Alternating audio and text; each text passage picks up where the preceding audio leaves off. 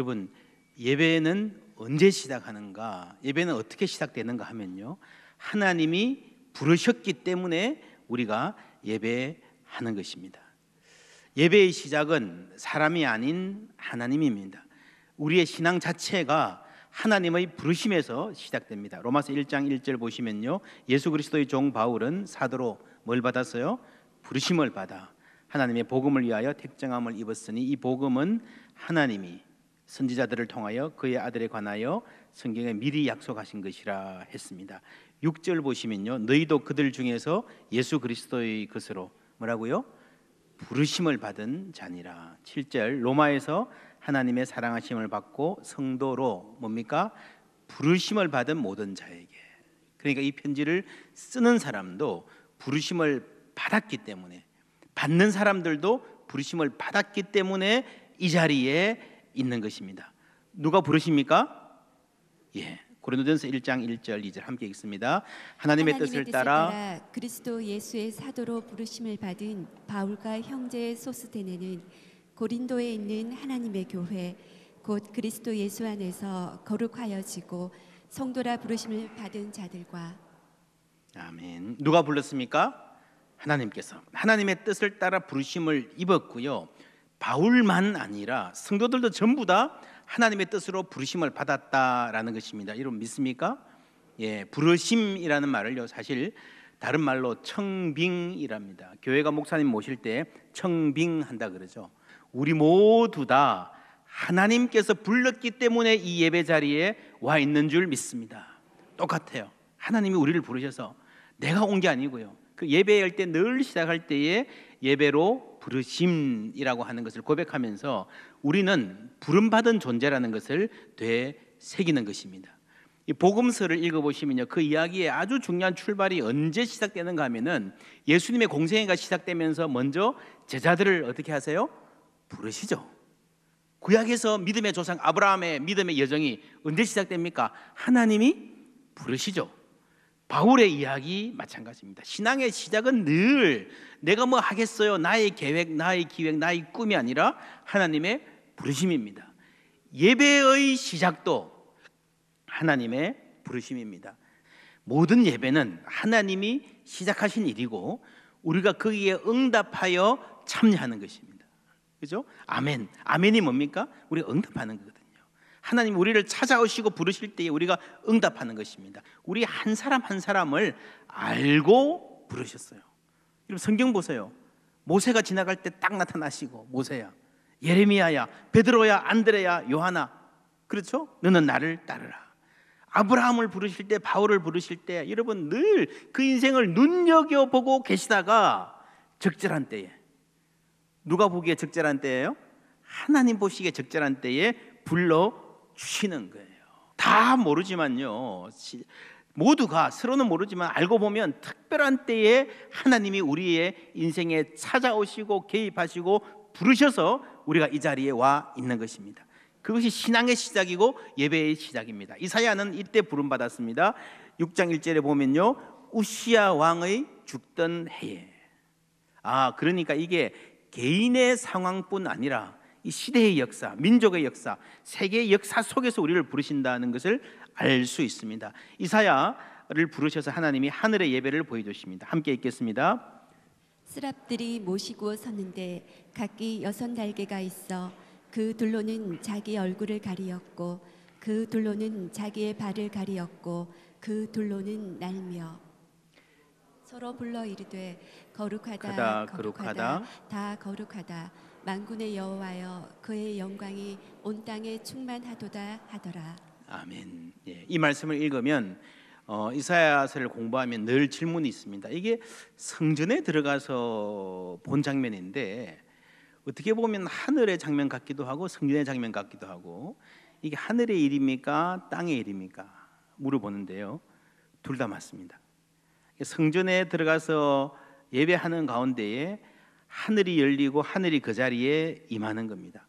그런 점에서 거룩하다, 거룩하다, 거룩하라, 지난주에 보았던 요한계시록 4장 5장의 예배하고 똑같은 찬송이잖아요. 그죠? 이미 하늘에서는 예배가 드려지고 있습니다. 하나님 예배를 받으십니다. 그것을 땅 위의 성도들이 보고 말하고 상상하고 응답하여 참여하는 것이 땅 위의 예배입니다. 그래서 여러분, 예배는요, 성전이, 구약의 성전이 그런 기능을 했고, 우리의 예배는 늘 하늘이 이 땅 위에 임하는 거예요. 이 천상의 예배의 장면이 요한계시록에 쭉 펼쳐졌는데, 그건 천국에 올라갔기 때문에 그렇게 일이 진행된 거고요. 이사야는 이걸 잠시 보고 이 땅에서 반응을 하고 있습니다. 그 반응이 이사야서에서는 강조되고 있습니다. 6장 5절 함께 읽습니다. 그때 내가 말하되 화로다 나여 망하게 되었도다. 나는 입술이 부정한 사람이요 나는 입술이 부정한 백성 중에 거주하면서 만군의 여호와이신 왕을 배웠음이로다 하였더라. 네, 여러분, 예배는 하늘과 땅이 만나는 자리입니다. 여러분, 우리 예배하는 이 자리에 내 심령에 하늘이 임하면 어떻겠습니까? 좋겠습니까? 맞습니다. 우리가 천국의 영광, 그 위로, 그 아름다움, 그렇게 상상하고 생각하는 게 맞습니다. 천국은 너무너무 아름다운 곳이고 영광스러운 곳입니다. 그런데 오늘 말씀을 보면요, 이사야는 천국이 임할 때에 아유 좋아 했습니까? 아유 큰일 났다, 나는 이제 죽었다 라고 절망했습니다. 왜요? 하나님의 영광을 보았기 때문입니다. 그 하나님의 빛나는 영광 앞에서 세세하게 드러나는 자신을 감출 수가 없었기 때문입니다.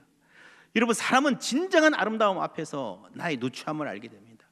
지난주에 그런 말 했습니다. 겸손은 나를 낮추는 것이 아닙니다. 겸손은 뭐라고요? 하나님 앞에서 서 있는 그대로 나를 발견하는 것입니다. 그럼 내가 일부러 낮추지 않으려 그래도요, 엎드릴 수밖에 없습니다. 겸손해질 수밖에 없습니다. 그래서 예배는 하늘의 아름다움, 그 지극히 큰 영광과 나의 절망이 교차하는 자리입니다. 이사야는 이렇게 절망했습니다. 나는 입술이 부정한 사람이요 나는 입술이 부정한 사람 중에 살면서, 이 두 가지, 하나는 뭡니까? 내가 입술이 부정합니다, 개인적인 죄고요. 또 하나는 입술이 부정한 백성 가운데 내가 살고 있습니다라는 이 사회악입니다. 우리는 이 둘에 대한 인식과 고백이 함께 있어야 됩니다. 어떤 사람은요, 이 사회가 잘못됐어요, 사회가 문제예요 하면서 자기는 돌아보지 않습니다. 그 반대도 있습니다. 나만 깨끗하고 나만 회개하고 나만 순수하게 살아야지. 가능합니까? 여러분, 가능하지 않습니다. 미세먼지로 온 전국이 덮여 있으면요, 우리 집에 아무리 공기청정기 달고 살아도 여러분, 우리가 그걸 피할 수 없는 부분이 있습니다. 그것이 여러분, 이 땅에 사는 모든 성도들의 아픔이고 모든 성도들의 갈망입니다. 주기철 목사님께서 신사참배 거부하시다가 일본 순사에게 마지막으로 잡혀가시기 전에 저기 일본 선수가 와 있고요, 설교하신 그 제목, 그 설교가 한국 교회사에 가장 빛나는 설교입니다. 목사님 너무 열정적으로 은혜 가운데 설교해서 견딜 수가 없어서 순사가 밖으로 나가버렸대요. 그 설교의 맨 마지막 대목 제가 읽어보겠습니다. 오 주님 예수여, 내 영혼을 주님께 부탁하나이다. 십자가를 붙들고 쓰러질 때 내 영혼을 받으시옵소서. 혹여 옥중에서나 사형장에서나 내 목숨 끊어질 때에 내 영혼을 받으시옵소서. 아버지의 집은 나의 집, 아버지의 나라가 나의 고향이로소이다. 더러운 땅을 밟던 내 발을 씻어서 나로 하여금 하늘나라 황금길을 걷게 하시옵고, 죄악 세상에서 부대끼던 나를 깨끗게 하사 영광의 존전에 서게 하옵소서. 내 영혼을 주님께 부탁하나이다. 우리가 하늘의 영광을 보면요, 내가 영광의 주님을 바라보니 앞길 환하게 보이도다. 앞길 환하게 보이도다. 그 앞길을 보면요, 너무너무 영광스럽지만 더러운 땅을 밟던 내 발, 죄악 세상에서 부대끼던 나, 여러분, 내가 더러움이 있다는 것을 인정할 수밖에 없다는 겁니다. 이 주기철 목사님의 고백과 이사야의 고백이 정확하게 일치합니다. 이렇게 고백하는 이사야를 천사가 와서 제단 숯불로 그 입술에 대고 말씀하십니다. 누가 우리를 위하여 갈꼬? 나를 보내소서, 내가 여기 있나이다. 대답할 때에 하나님 말씀하십니다. 함께 읽습니다. 여호와께서 이르시되 가서 이 백성에게 이르기를 너희가 듣기는 들어도 깨닫지 못할 것이요 보기는 보아도 알지 못하리라 하여 이 백성의 마음을 둔하게 하며 그들의 귀가 막히고 그들의 눈이 감기게 하라. 아멘. 여러분 가서 말씀을 전파하라. 그런데 그들이 들어도 깨닫지 못하고 보아도 알지 못하리라 라고 말합니다. 그런데 왜 보내죠? 이상하지 않습니까? 이게 도대체 무슨 말일까요? 이게 사실 성경에 참 어려운 문제 중에 하나입니다. 그런데 그레고리 비얼이라는 성서학자가 이런 책을 썼습니다. You become what you worship. 당신은 당신이 예배하는 것이 된다라는 말입니다. 이 책에서 이 구절에 대한 탁월한 해석을 제시했습니다. 시편 115편 6절 8절이 아마 이해가 될 겁니다. 읽으시면 제가 읽겠습니다. 귀가 있어도 듣지 못하며 코가 있어도 냄새 맡지 못하며 손이 있어도 만지지 못하며 발이 있어도 걷지 못하며 목구멍이 있어도 작은 소리조차 내지 못하느니라. 우상에 대한 이야기입니다. 그 다음 함께 읽을게요. 우상들을 만드는 자들과 그것을 의지하는 자들이 다 그와 같으리로다. 아멘. 예. 여러분 들어도 깨닫지 못하고 보아도 보지 못하는 것은요 우상의 특징입니다. 나무로 돌로 흙으로 만든 귀는 있고 눈은 있지만 보지 못하고 깨닫지 못하는 지각 없는 존재라는 겁니다. 그런데 사람들이 그 우상을 경배하다 보면요 자기도 그런 우상같이 지각하지 못하는 존재가 되고 만다는 겁니다. You become what you worship. 여러분 인간은 만들어져 가는 존재입니다. 오늘의 내가 다르고 내일의 내가 다릅니다. 제가 몇 주 전에 소개한 습관의 영성이다 라는 책, 요 영어 제목이 사실은 좀 다릅니다. You are what you 뭐예요? Love.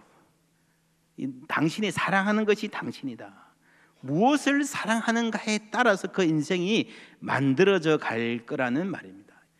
여러분 인간은 아는 대로 행하지 않고요 사랑하는 대로 행합니다.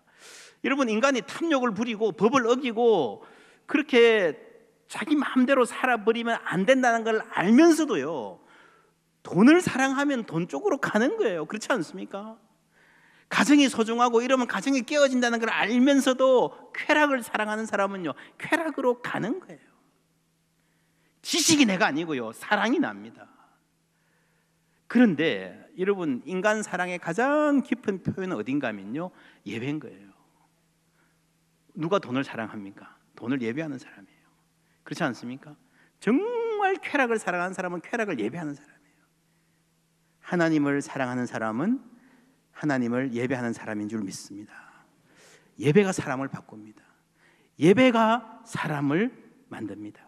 그래서 이 두 말 You are what you love라는 말과요 You become what you worship, 당신은 당신이 사랑하는 것이다 라는 말과 당신은 당신이 예배하는 그 존재를 닮아가서 그렇게 될 것이다 라는 것은요 똑같은 이야기입니다. 인간을 바꾸는 것은 지식이 아니라 사랑입니다. 그 핵심에 예배가 있다는 것입니다. 인간이 지식이 늘어나면 인간이 달라질 것이다. 이거를 제임스 스미스가 아주 잘 다루고 있는데 주지주의, 인텔렉츄얼리즘이라고 할 수 있습니다. 도산 안창호 선생님이 이런 말을 했죠. 힘이 있어야 일을 한다. 아는 것이 힘이다. 도산 안창호 선생님이 노력한 독립운동은 바로 이 계몽, 배우자 하는 것이었습니다. 근데 여러분 이 영화에도 그런 장면이 나와요. 잠시 조선 최고의 지식인들 이광수, 주요한 이런 분들이 친일파가 돼요. 이분들이 그 멋진 문장력으로 글을 쓰고 연설을 해서 아이들을 감동시켜서 전쟁터로 내모읍니다. 자기는 그 덕에 호의호식하죠. 여러분 공부를 하고 지식을 쌓는 것이 중요하지만 그것만으로 부족합니다. 왜냐? 인간은 아는 대로 행하지 않고요 사랑하는 대로 행하는 존재이기 때문에 그렇습니다. 로마서 1장 21절 보면 이런 말이 나옵니다. 하나님을 알되 하나님을 영화롭게도 아니하며 감사하지도 아니하고 오히려 그 생각이 허망하여지며 미련한 마음이 어두워졌나니. 미련한 마음이 어두워졌나니 하는 이 사람들이 어떤 사람들입니까? 22절에 스스로 지혜 있다 하나 어리석게 되어 있습니다. 그렇죠? 어디 가서 난 놓고 기억자도 모른다는 소리 듣는 사람이 아니고요.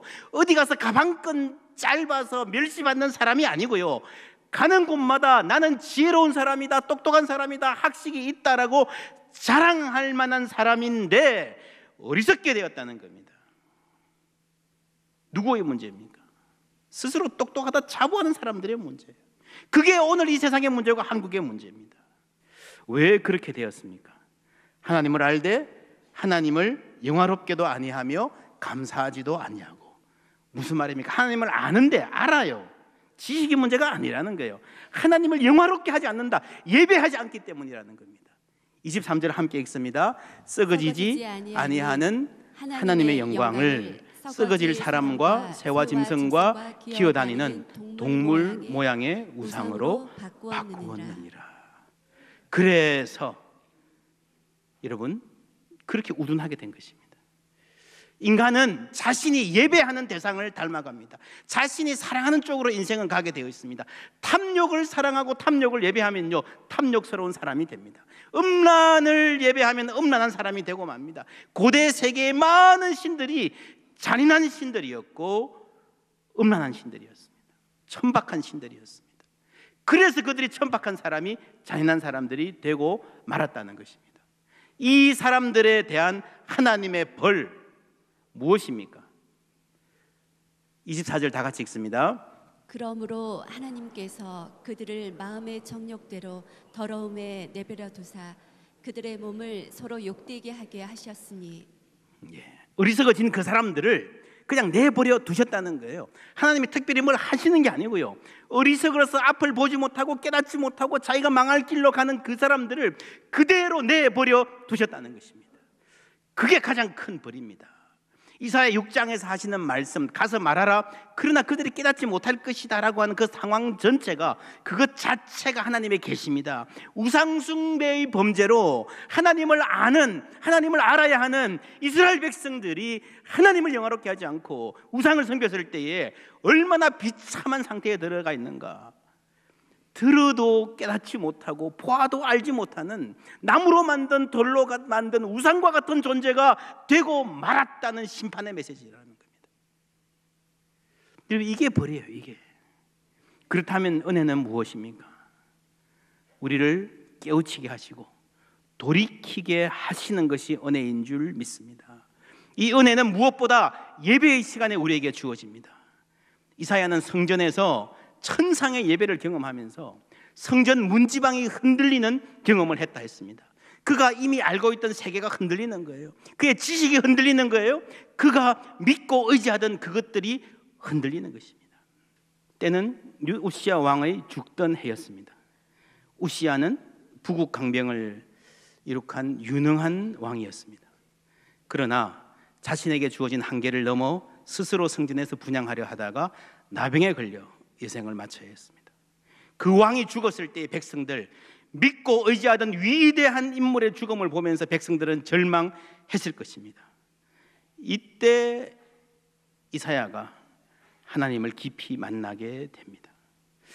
여러분, 하늘의 예배를 이 땅에서 보여주는, 우리가 공간적인 의미로 설명하면요, 하늘의 예배를 이 땅에서 보이게 되는 땅과 하늘이 만나는 사건입니다. 이 똑같은 사건을 시간적으로 설명하면 종말의 일을 지금 보게 되는 미래와 현재가 만나는 사건입니다. 예배는 이 두 개가 함께 있습니다. 하늘과 땅이 만나고요, 미래가 현재가 만나는 것입니다. 예배는 영원의 시각에서 현재를 보는 지혜를, 눈을 우리에게 밝혀줍니다. 여러분, 왕이란 어떤 존재입니까? 삼권 분립이 되어 있지 않던 옛날에는요, 왕의 가장 중요한 이 역할이 재판장이에요. 재판장. 나라의 최고의 재판장으로서 기능을 합니다. 여러분, 우시아가 이 땅에서는 모든 것을 결정하는, 자기 마음대로 하는 재판장 행세를 했지만 이제 죽어서 하나님의 심판대 앞에 서야 됩니다. 진정한 재판장 앞에 서는 순간이 왔다는 거예요. 여러분, 인간에게 가장 위험한 일은요, 나 자신에 대해서 착각하는 것입니다. 자신이 누군지를 모르고 인생 사는 것보다 더 위험한 일은 없습니다. 직원들 채용하기도 하고 평가하기도 하고 누군가를 판단하는 자리에 직업적으로 서보신 분들이 있잖아요. 그거 아니어도요, 내가 사업이 좀 잘 되고 사람들이 나한테 와서 굽신거리기 시작하면 나도 모르게 내가 여러분 스스로 높아지는 것, 교만해지는 것 여러분 경험해 보셔서 알지 않습니까? 그게 위험한 거예요. 야, 이게 참 위험한 일이구나. 누군가를 판단해야 되는 일 없을 수는 없는데, 사회 살다 보면요, 나는 판단을 받지 않을 것처럼 착각을 하는 거예요. 인간의 가장 크고 심각한 죄는요, 하나님의 자리에 앉는 겁니다. 재판장의 자리에 서는 것입니다. 자신의 죄인됨을 잊어버리는 죄입니다. 남은 비판하고 남은 정죄하고 자신은 예외라 생각하는 거예요. 그래서 여러분, 재판장은 참 위험한 직업입니다. 그런데 그 재판장보다 더 위험한 사람이 있습니다. 설교자. 설교자는 더 위험합니다. 자기가 하나님의 자리에 서 있다고 착각할 수 있기 때문입니다. 남의 죄에 대해 말하면서 자신은 아니라고 착각할 수 있기 때문입니다. 다른 사람의 어리석음과 게으름을 지적하면서 자신을 예외로 두는 것이 습관이 될 수 있기 때문입니다. 그래서 여러분, 설교자에게 반드시 있어야 될 것은 화로다 나여 망하게 되었도다. 나 같은 사람이 이 자리에 서서 하나님의 말씀을 전해야 된다고 할 때에 화로다 나여 망하게 되었도다, 그런 절망 없이 설 수 없는 자리라고 저는 고백합니다. 여러분, 설교자뿐이 아닙니다. 모든 예배자가 마찬가지입니다. 우리 모두는 거룩하신 하나님을 배웠고 예배하기에 한없이 부족한 사람들입니다. 이사야가 말했습니다. 하나님, 저는 입술이 부정한 사람입니다. 여러분, 이사야가 무슨 그렇게 대단하게 나쁜 말을 많이 하고 살았을까요? 음담 패슬 상소리 입에 달고 살았을까요? 그랬을 것 같지는 않습니다. 문제는 판단입니다. 내가 재판장의 자리에 앉는 겁니다. 나라의 문제를 이야기할 때 나는 이 나라의 문제를 정확하게 보고 있는데 다른 사람은 다 이상한 사람들이에요. 이상한 생각 가진 사람들이에요. 여러분, 한국의 문제가 진보와 보수의 문제가 아니에요. 그 자기의가 문제예요. 내가 맞다고 너는 틀렸다, 그게 문제라는 거예요.